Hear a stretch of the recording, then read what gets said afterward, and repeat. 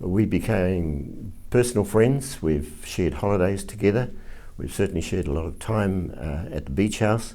I've understood his passion for everything he does in life, whether it's his diving, his passion for good red wine, his passion for the company, and his passion for exporting. He carries an enormous amount of mana.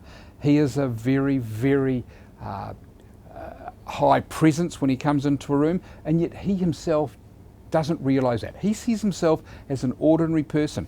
In fact, he is an ordinary person. He's a very humble person. He doesn't have a big ego. One of the really neat things about the Gallaghers is that they're local people. They're our people, they're in our community, and at any day of the week you can meet with them and see them just going about their normal daily business. Well, look, I think his biggest achievement has been taking New Zealand to the world, and I think New Zealand rather than just Gallagher. Gallagher was the vehicle he used, but he really was selling New Zealand. Bill's been a great stalwart for exporting, and he's been a great role model for a great many exporters.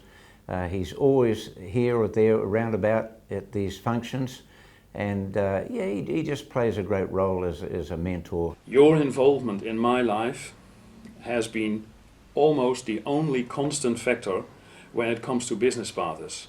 Customers came, customers went. Suppliers came, suppliers went. But Bill Gallagher, he came and he never went again. He's been a great supporter of Export New Zealand right from it was first established in the Waikato, and even now as chairman and chief executive, he makes time himself to address local meetings and attend local activities of Export New Zealand. Probably the most tenacious person I have ever met.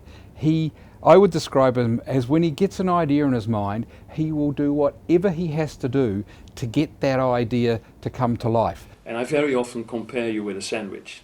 You probably don't like it, but you know, a sandwich, it has two outsides and two insides. And from the outside, when you first meet you, you are such a charming person. So lovely to be around with. But then, when you come to the second layer, in between, when you have to start negotiating a good deal with you, my gracious, you are tough. You can be so tough and stubborn to make people even believe that the white wall they are looking at really is black.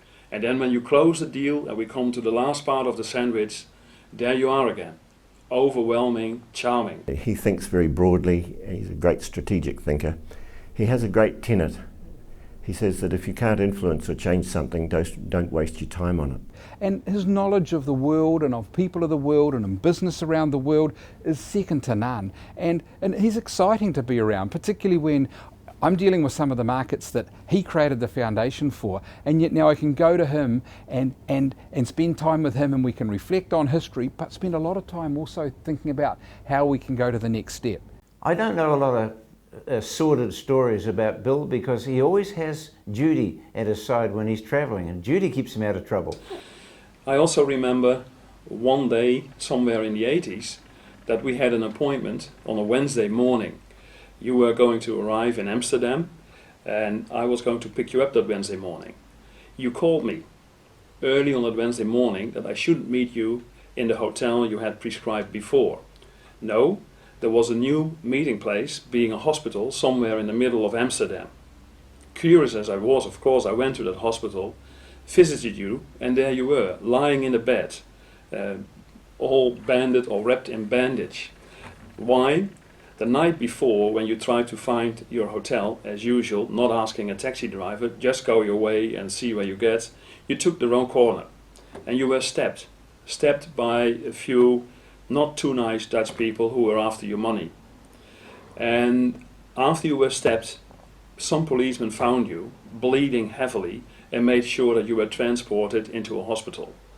Normal people on this planet would give up on their work for a couple of days, but not Bill Gallagher. He called me in the morning and said, "Eric, we have an appointment and I want to meet and match that appointment." So in that hospital, you got out of bed, you asked me to support you, and I don't know how you call it in English, but you were walking around with a stick and the bottle of fluid which had to keep you alive, and that's how you walked out of that hospital. passing the nurses and the doctors who were saying, Mr. Gallagher, you have to stay here, we have to take care of you. And you saying, I'm not going to make a lot of money in this hospital, it's only cost me money, I better get out of here.